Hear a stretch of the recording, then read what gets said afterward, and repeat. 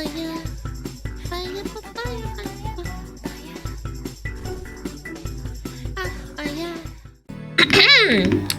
Reggie video! It's about rats! Chat, it's about you! Chat, it's about you. You're my rat. Look. Look at you. Look at you. That's you. Cheese? Cheesed? So cheese. Cheese to meet you! Cheesed! That's you. It's about rats. Rats. We are rats. We are rats. Yes, yes. Yes, yes. We must get the cheese. Yes. Rats! Rats! Barony is a game about equality, because it doesn't matter whether you're a goblin merchant or a human wizard. We all look the same after being painfully crushed by a boulder. This is a first-person RPG roguelike, where you descend floor by floor, acquiring loot and meticulously crafting your build to prepare yourself for the final boss. Giant minotaurs, murderous treasure chests, and even the King of Hell are just some of the myriad horrors that await us in these dungeons. Fortunately, we have access to a wide variety of powerful classes to help us navigate these challenges. But what if we didn't? What if instead we were a rat? You can Starting be a off rat. hostile to all races, with only one life, unable to use weapons, low health, lower attack, and our only ability being a spell to find the nearest piece of cheese, could we I mean, what more could you want, man? devise a plan to turn this rat into the most powerful being in the universe? Well, that's what we're going to find out in today's video, as we brave 25 life-threatening dungeons in an attempt to defeat Baphomet, the Lord of Demons. But first, I have to tell you something. 11 years ago, I had a mental Yo, Diaz, thank you to 25! Thank you so much! Thank you, thank you, thank you. I really appreciate it. breakdown that culminated in me declaring war on the United States Navy. Don't really remember what caused it. There was a lot going on at the time. Ebola. Didn't really like the Fantastic Four movie. Say that again? Anyway, I kidnapped a bunch of people and held them hostage in international waters. United States wasn't too happy about that, so they blew up my boat with a Tomahawk missile. Funny enough, I was the only survivor. My war against the US Navy was short-lived, but a lot of fun. And I used to miss it, until I found out about the sponsor of today's video. I fucking knew it. I knew it. As soon as I saw water, I was like, is this gonna be a warship ad? World of Warships. Now I can relive my glory days on the high seas in breathtaking and realistic combat against up to 23 other players. World of Warships is free to play on PC with constant updates and over 600 intricately modeled aircraft carriers, battleships, cruisers, and destroyers at your disposal. You want to play this game because on an atomic level, every molecule of your body is an Iowa-class battleship yearning to destroy Imperial Japan. I spoke with a scientist. That's not healthy. In fact, it's probably terminal. So you better hurry up and start playing. But maybe you're not interested in the historical side of things. That's no problem, because the Headless Horseman has just been added to the game, along with his very own custom ship skin. Now, much like me, you can take to the high seas as a revenant of vengeance and strike terror into your enemies' hearts one volley at a time. So what are you waiting for? Click my link in the description to download World of Warships today, and use promo code HEADLESS for 7 days premium access, 1.5 million credits, 500 doubloons, the Headless Horseman plus skin, and your choice of a free Japanese destroyer, American cruiser, or German battleship. So click that link, but don't do it for me. Do it for your World of Warships anime waifu. Now, let's get back to the video. Now, before we can become the Rat Messiah and kill Satan, we have to do something even harder, beating the game normally. You see, for our rat build to work, we need access to the Vampire Shaman, which is unlocked by completing 7 different biomes and defeating the bosses Orpheus and Eridice. This was by far the longest and most excruciating part of the plan, so I'll give you the highlights. Create a Goblin Shaman. Congratulations, you are canonically illiterate. Enter the dungeon, beat several people to death with rocks. New biome, full of friendly goblins. Kill them anyway. Eat rotten food and go blind as a result. Murder But how does that turn you into a rat? Do I let him cook? innocent man to steal his backpack. You are now a wanted criminal. Avoid legal persecution by using an amulet of sex change to cut off your genitals and become a legally new person. Reattach them later with another amulet. Now you've got the backpack and your dick. Next biome, populated by bugmen. Become an exterminator. Recruit a psychopathic man named the Potato King. He dies almost instantly. Bully short people and get chased out of the level by their Donnie Mommy. First boss, turn into a troll and carefully lobotomize him with a closed fist. Successfully kill this all-powerful wizard and then promptly lose a fight against Derek the cheeseburger salesman. New vile. It's full of Irish immigrants, and you're starving to death. Take a moment to appreciate the gameplay of being shanked by dozens of gnomes. Then proceed to the cockatrice's lair. You should not have come to the cockatrice's lair. Final boss fight. You are not prepared. All of your teammates die within 30 seconds, and you spend the next 20 minutes accidentally running into cleverly placed pools of lava. Luckily, your enemies were nice enough to put pools of water right next to the pools of lava. The fight has been going on for 30 minutes, and you're about to drop dead from hunger. Gamble everything on one last attack. You get unbelievably lucky and kill the boss. Congratulations, you are now a Bayou Baron. That's powerful autism right there. Receive some cutscene about how you're the new king, and it definitely won't turn into an evil tyrant like those last guys. Main menu. Alright, finally we've unlocked the Vampire Shaman. Now we can begin breaking the game as a rat. But first, some ground rules. The restrictions of this challenge mean that we are only allowed to interact with the outside world as a rat. However, we can interact with our inventory as a vampire. You ever seen Howie Mandel's penis? This mostly allows us to do things like equip armor, read books, and brew potions. But apart from that, it's all rat all the time. So let's get started. We begin by creating our character and loading into the first floor. Gentlemen, I want to introduce you to rat meat. If we want this little guy to kill Satan, he's going to need to be fairly high level, and the best way to achieve that is by maxing out his skills. There are 16 in total, ranging from swimming to spellcasting. However, since we are a rodent, we won't take notes, man. Be able to level up trading or any of the weapon skills, which puts us at a major disadvantage. But we are also a vampire, which gives us access to one game-breaking ability. This little fella right here. Levitate is among the cheapest spells in the game, which means spamming it is a viable way to level up your magic and casting skills. However, you will eventually run out of mana, unless you're a shaman, because the shaman starts with a voodoo face mask, which gives him +1 mana regen while shapeshifted. That doesn't sound like a lot, but it is. So by turning into a rat and casting Levitate 3,000 times, we should be able to max out two of the most important skills in the game on the very first floor. Now listen, I know what you want. I understand the male fantasy. Was that Gachi? Was that Gachi, chat? Muscles, cool sunglasses, driving fast cars, and crashing into a retirement home at 160 kilometers an hour. Simple stuff, really. But the male fantasy does not include sitting at your desk for 2 hours and casting Levitate 3,000 times. Therefore, I recommend downloading Auto I was about to say you need an auto clicker. Hotkey and running an automated spellcasting script. Mine's in the description if you're curious. Rat. Come. Stop. F8 loop. Send. Come. Okay. Thanks, Reggie. I'll keep that in mind. So simply assume rat form, start the script, and slowly become the most powerful rodent of all time. This process takes a while, so I decided to kill the time by taking a normal shower by myself, washing the dishes, engaging in thought-provoking debates with the fellas down at the homeless shelter, and then chasing women through public parks. This gets me back home with just enough time for another shower before returning to the computer. Briefly looking over our stats, the plan appears to have worked. Casting and magic are nearly maxed out. The only problem is we're kind of starving to death. So it's time to enter the dungeon in search of food. On the topic of food, the Vampire Shaman is again very broken. Because much like Todd Howard, the vampire requires a constant supply of human blood. The only difference is we just apply Todd Howard consumes blood.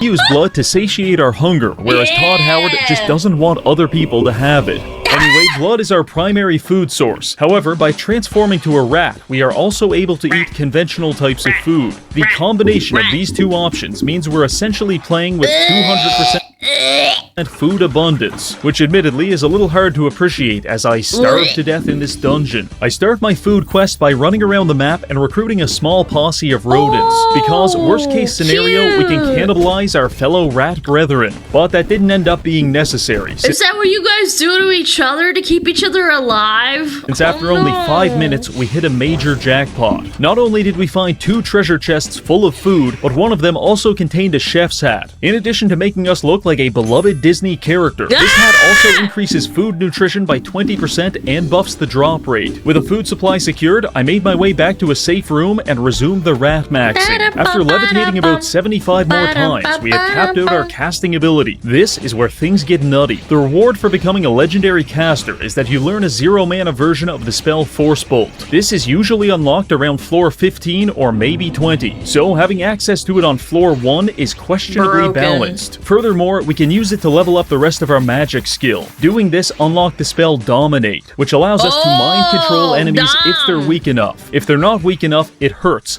a lot. It's like Pokemon, but if you gauge the health bar wrong, Ash Ketchum dies in a violent explosion. Okay. With that taken care of, I think we're ready to start the adventure. I began rapidly scurrying around the map, picking up every item I could find, the vast majority of which is complete garbage, but we're getting appraisal experience from identifying it. I know an entire stat based around item identification doesn't seem— Does anybody else get like a nice dopamine hit when things like level up in video games, even if it's not like super duper important? Like appraisal or like bartering? I do. I'm weird, I guess. cool or exciting, yeah, but you'll appreciate it when it saves you from accidentally equipping cursed items, such as Amulet of Strangulation or Sweatpants of Circumcision. Truly. Items such as Amulet of Strangulation or Sweatpants of Sweatpants of Circumcision. We need one of those for the mod basement so that bad chatters can get circumcised. I think we need one of those. Mods, can we order one? Yeah, we need one for bad chatters. Mods, circumcise them! Circumcision. Truly, not all heroes wear capes. Apart from that, I also started my cult of personality by mind-controlling a few people and forcing them to beat each other to death. This levels up our leadership skill, and with enough practice, we can even increase our max follower count. But for the time being, healing potions are hard to come by, so don't get too attached. After scouring the entire floor of all valuable items and signs of life, I reviewed my inventory. We've got plenty of food, a portable alchemy station, and a ring of might, which gives us a 1-pound rat enough strength to effortlessly push a 7,000-pound boulder across the map. But why does that matter? Well, allow me to explain. In chapter 100 of Baki Do, Yujiro Hanma rapes it's Joe Williams while maintaining his heterosexuality.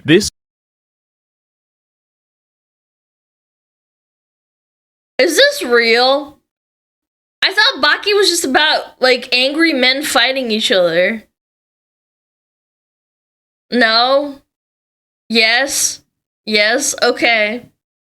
That's fucked up. Is a power scaling feat that informs us how strong a character is. For example, if I could successfully beat the homosexual allegations, then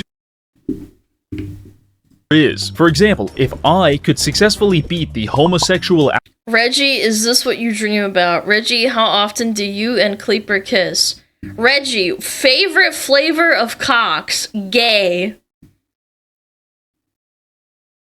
Allegations, then internet autists would have no choice but to scale me at a multiversal level. But for right now, we're focusing on rat meat, and him pushing an entire boulder easily qualifies him as a small building level superhuman. Not bad for floor 1. Now let's head to the next level. In case you were concerned that things were getting too easy, don't worry. Floor 2 has got you covered, because this symbol right here indicates that within 5 minutes, a gigantic unstoppable minotaur is going to spawn onto the map, hunt us down, and curb stomp us back to spawn. I don't think I can handle levitating 5,000 times again, so we can't let that happen. I begin frantically searching for an escape. Fortunately, I managed to kill an Italian man and use his Daedalus shrine to reveal the exit, which was when I got a new notification. The Zap Brigade has spawned into the map. I know the Zap Brigade sounds jovial and maybe even heroic, but that's just a name. It's like if the Gestapo started calling themselves the Bubblegum Army. It doesn't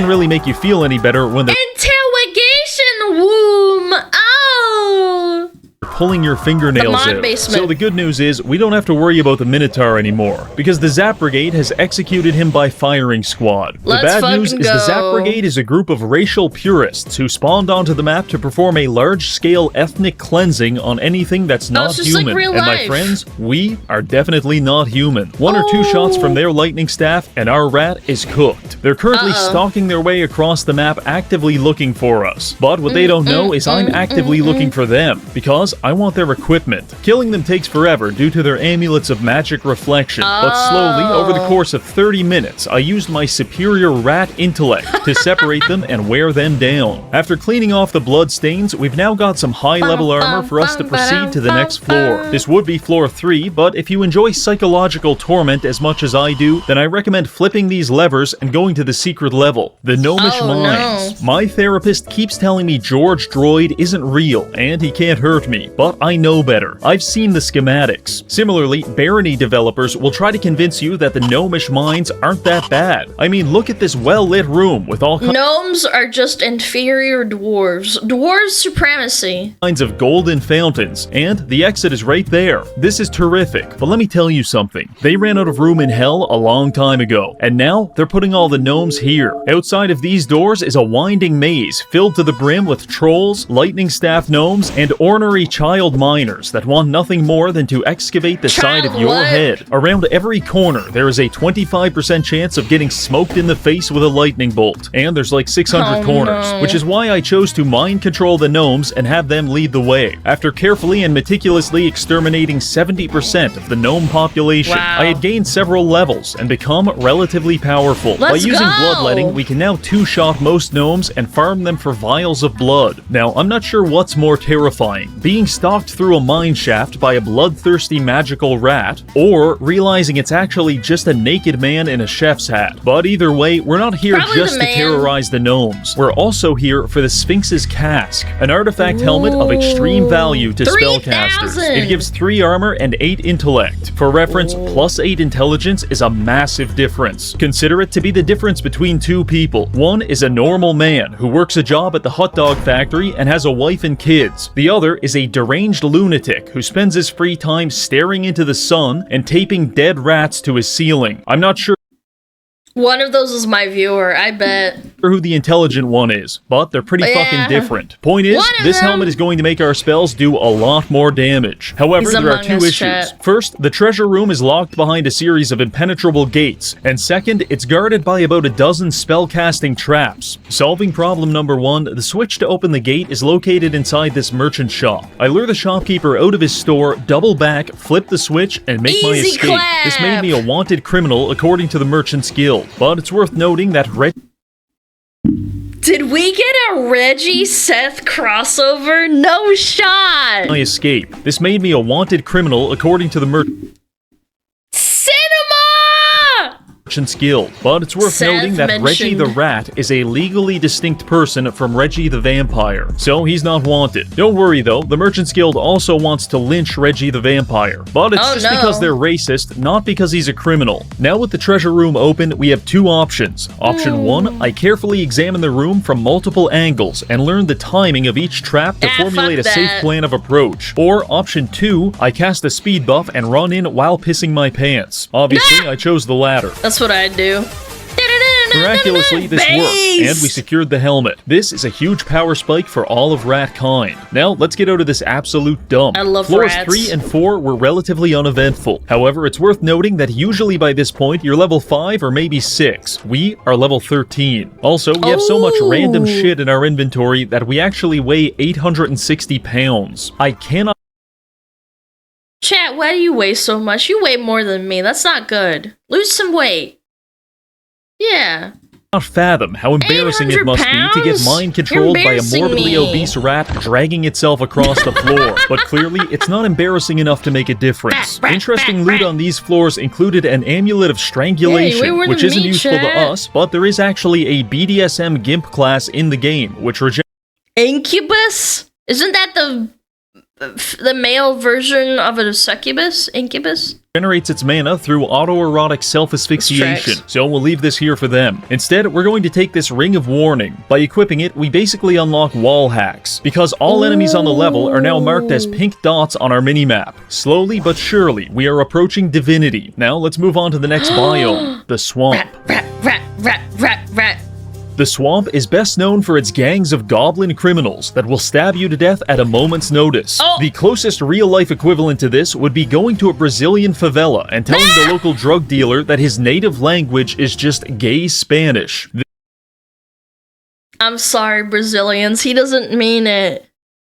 He doesn't mean it! Portuguese is a beautiful language! No, don't be offended. It's a joke. This is a high-level engagement farming technique, assuming you can moderate the casual racism. To my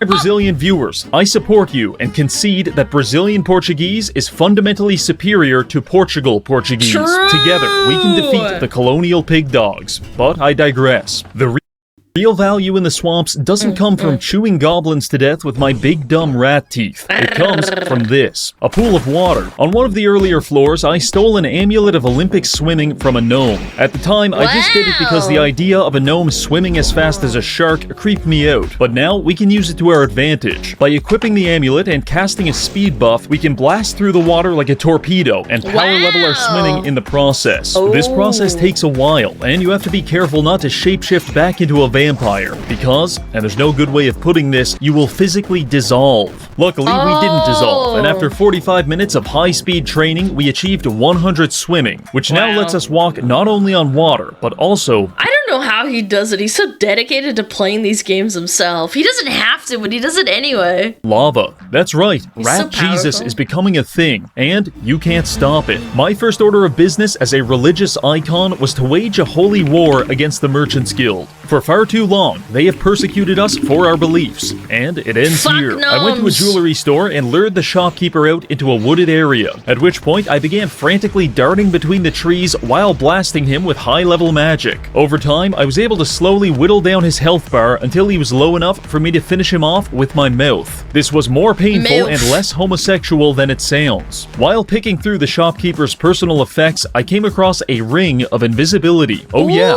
Rat Jesus the serial killer is now invisible. This is big. Arriving on floor 7, I waste no time destroying the non-believer. Alana Seth. Bro, I blinked. Where was it? Oh, right here. But also lava. That's right, Rat Bro, I legitimately blinked. I'm not even kidding. Jesus is becoming a thing, and you can't stop it. My first order of business as a religious icon was to wage a holy war. It's the AI video of Seth getting jumped by the Merchants Guild.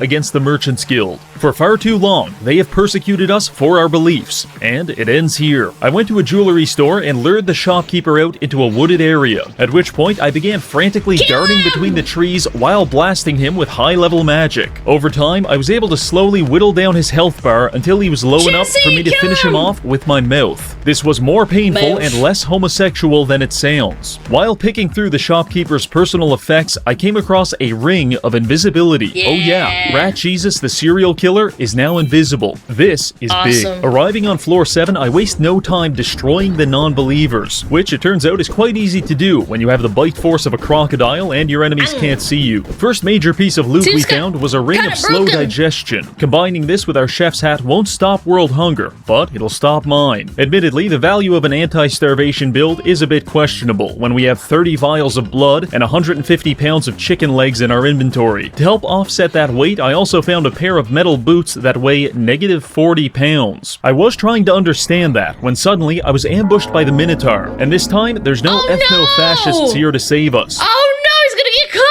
But we're not the same rat we were 6 floors ago, so I decided to fight the Minotaur in a David versus Goliath-esque battle. By continually refreshing my Adderall speed buff, I was able to effortlessly run laps around the map, stopping every so often to pelt him with force bolts. To motivate my survival instincts, I also used a mental exercise where I pretended that I was a female Twitch streamer, and the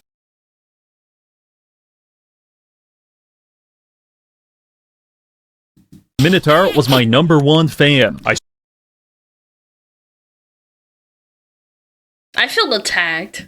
Swear to God, that actually made me run faster. Once I started mixing in some slowing spells, it was all over. Little known fact here, but after killing Goliath, David chopped his head off and carried it back home. He was kind of a freak brutal. like that. Anyway, I couldn't find the Minotaur's head, so I just picked up his flawless emerald. This is very valuable, but money is a construct of the Merchant's Guild, and we have no need for such vices. So I threw it into the chasm and moved on to floor 8. Seemingly not content with dying once, the Minotaur came back again on floor 8, but he did even worse this time, because me and the boys kicked the ever-living shit out of him. After that, I spent some time using my Ring of Invisibility to farm backstabs on the local NPCs, which power leveled our stealth. Once we get it maxed out, we'll be able to turn invisible even without the ring. Anyway, I ran out of people to stab, so I decided to head to the secret level, nearly getting crushed by several boulders in the process. Heading through the portal, we arrive at the haunted castle. It's just us and our goblin companion named Abdul. Abdul will not be surviving this part, because the haunted castle is like a schizophrenic homeless man on the sidewalk.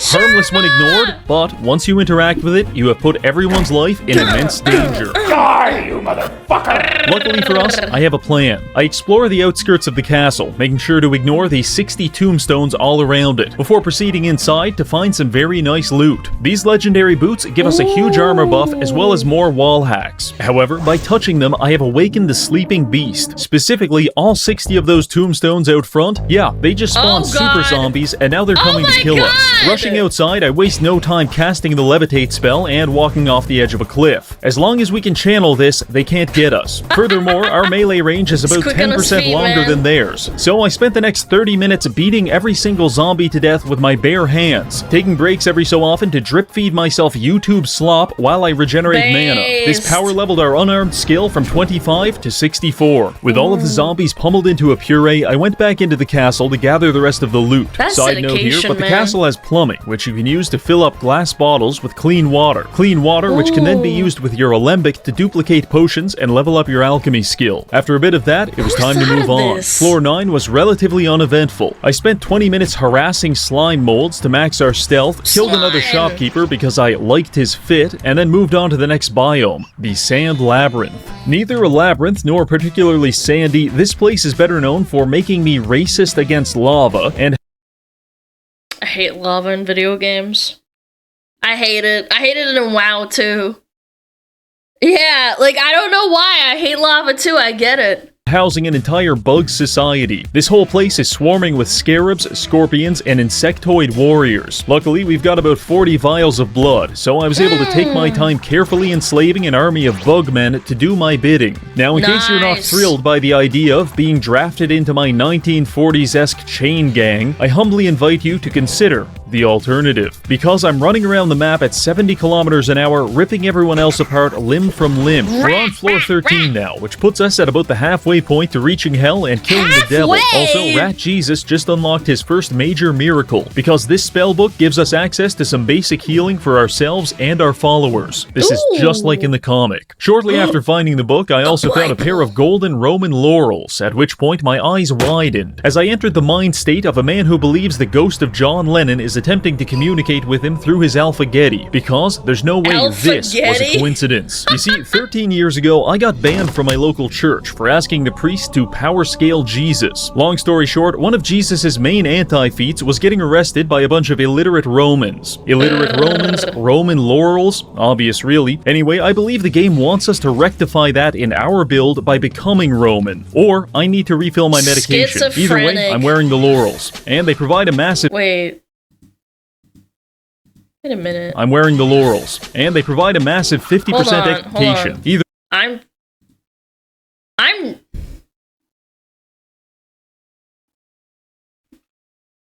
feel like this was a Seth video. This wasn't a Seth... I fucking knew it, man! I remember this from a Seth video!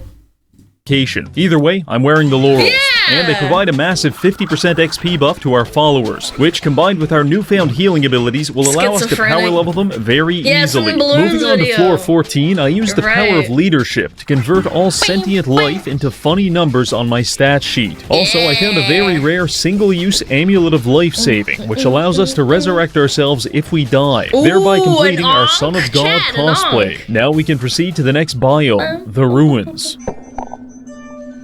The easiest way to explain this biome is with a story. 2 years ago, I was stopped on the street by a homeless man who almost certainly had hepatitis. He looked deeply into my eyes and said the following: "I haven't achieved sexual release in 13 years, but I'm ready to now." That was the most terrified I have ever been prior to unlocking the ruins, because this entire godforsaken biome is swarming with militant gnomes that spend their entire time covering every square inch of the map with improvised traps. If you're lucky, you'll step on a bear trap or maybe an IED, but the less fortunate among us may fall victim to their rohypnol sleeping traps that quickly sedate you into unconsciousness, at which point— That's the date. That's the favorite drug, bro. Oh my god. Your ass may as well be a gnomish Waffle House, because 10 to 20 of them are going to pile into it and be violent. Now, I don't know about you, but compared to getting gangbanged by gnomes, the idea of catching hepatitis from a street vagrant is starting to sound pretty good. But we're here now, and that guy's probably at a psych ward, so let's just get through this. I put the boys to work thinning out the gnome population. This generally worked well, but every so often we'd have some friendly fire. The issue with that is that friendly AI is programmed to hit back whoever attacked it, and the other AI is programmed to do the same. So any instance of friendly fire automatically initiates a positive feedback loop of reciprocated violence until someone is dead. Still levels up my leadership though. Anyway, not a huge fan of the ruins, so I made my way to the next secret level, the Mystic Library. This is a magical archive containing some of the strongest items in the game. Like many areas in Barony, it is also a very chill place if you're human. To everyone else, it may as well be Rwanda in 1994. That being said, we wasted no time subduing the Hutu librarians and stealing all of their relics. Mostly, it was a bunch of vaguely useful items, until I came across this chest right here. Contained within it was the final piece of our puzzle, the Vampire Doublet. This item disables passive health regeneration, but maxes mana regeneration. Combined with our Shaman Mask, we're now generating mana 1200% faster than normal, which means we don't have to settle for free force bolts anymore. Now we can start smacking our enemies with such exciting spells as Invert Penis and Summon Invocation Invagination. New pathways for the target. Summon Foot Fetishist. Inflicts fetish. And he's sucking on a toe. I didn't know they put Malachite in this game. I didn't know they put Malachite in this game, man. That guy's such a toe sucker.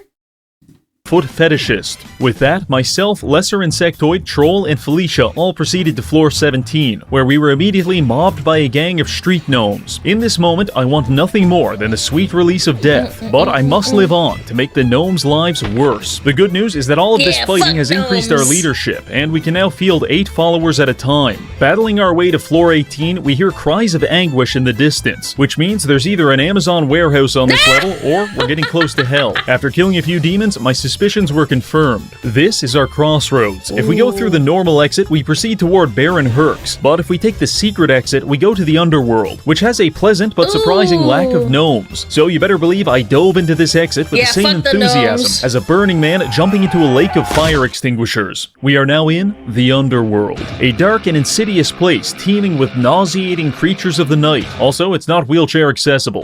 In fact, it's not accessible at all. It's mostly just empty space. And since we're the only levitating rat on this team, we'll be doing most of this by ourselves. I flew around the first level, killing every zombie and imp I could find. At this point, we're very over-leveled and we have best-in-slot equipment, so the killing is just for fun. Eventually, I decided to head back to the exit, which actually just takes you deeper into the underworld. This is where most people go, "Oh no, I'm stuck in eternal damnation. How can I escape?" But those people... You really put Epstein in the eternal damnation? I mean, deserved. Are weak-minded. Hell is stuck with us, and we're going to keep killing Hollywood elites until we get to the final boss. However, I will admit it is a bit dangerous, because on this floor you start running into shades. These ethereal entities copy your character, equipment, and skills. Except when they copied me, they didn't stay in rat form. So I had to fight a Chad version of myself wielding the legendary spear Gungnir. Shit sucked. After sexually No, they're inferior. You're a rat. Dominating several clones of myself, I proceeded through this portal. Thank God, we're finally in hell. This isn't how most YouTubers end up here, but it works for me. The very first thing I did in hell was find the Minotaur and kill him all over again. You really thought you could escape me just by going to another other plane of existence? You absolute buffoon. Speaking of which, I also found the Zap Brigade and engaged in a large-scale conflict with them. Unfortunately, they actually smoked me with a lightning bolt and killed me on the spot. However, our amulet of life-saving kicked in and we were resurrected to continue our holy mission. The Messiah has returned. However, that was kind of a one-time thing, so we'll have to be more careful. Anyway, I recruited several demons and we started working our way through hell floor by floor. My next near-death experience occurred when I got trapped in this courtyard with a rapidly spawning group of hostile goat men. If we weren't invisible right now, we would certainly be dead. Wasn't sure how to get out of this one, to be honest, until I realized we have max leadership, which allows us to recruit goat men. So while invisible, I walked up to the goats, covertly recruited them onto my team, and convinced them to kill all of their friends. From our perspective, this made perfect sense, but to everyone else, this must have appeared as some kind of mass psychotic event. After that, the only thing left was to assault the Cathedral of Sin, so we may as well min-max the rest of our stats before going in. All that was left was alchemy, so I leveled it up by opening my inventory and drinking an exciting mixture of random chemicals and vials of acid. Non-chemists will see you power leveling your alchemy by drinking VCR head cleaner and say, he can't afford water. Now prepared for our destiny, I stormed the cathedral, mind-controlled the priest, and flipped several levers to open a portal to Mega Hell. Through here is Baphomet, who will not hesitate to kill us on the spot. So I... Question, why does Baphomet have titties? Yeah, why he got titties though? Baphomet, who will not hesitate to kill us on the spot. So I sorted out my inventory, optimized the toolbars, and then dropped 10,000 gold. Because women evil. Okay. You know what? I'm stupid for asking. I'm sorry. To make us 100 pounds lighter. It's time for rat meat to become a legend. Arriving through the portal, we are immediately greeted by several pools of lava and the King of Hell. But for some reason, our first thought is, the craftsmanship on these walls is immaculate. The fight started with us getting mobbed by several demons, while Baphomet attempted pest control via fireball. We handled this part fairly well, but then he swapped to high-level boulder spam, which resulted in about 50% casualties among our followers. The good news is we were absolutely chunking him whenever he'd pop up, and our amulet was reflecting most of his spells. Eventually, myself and two of our imps cornered Baphomet and mag dumped him down to 10% health, at which point we finished him off by biting him to death. Baphomet sunk into the lava, and the game rewarded us by making me fight 2 Minotaurs at the same time. Actually, not as bad as it sounds. With the Primeval defeated and the entire Minotaur bloodline extinct, I fought my way to the exit portal and returned to the land of the living, at which point we got an epilogue explaining that we have defeated the devil and no mortal or immortal can challenge our power. For a rat, I'd say that's pretty damn good. So there you have it. We started off as a lowly rodent, and through a series of contrivances, we became a god. I'd like to thank the Minotaur for being such a good sport, this month's patrons for supporting the channel, and finally, thank you for watching. Before I go, don't forget to download World of Warships using the link in the comments and use promo code HEADLESS to receive in-game currency, free ships, and a horseman with no head. Alright, that's all for now. See you later.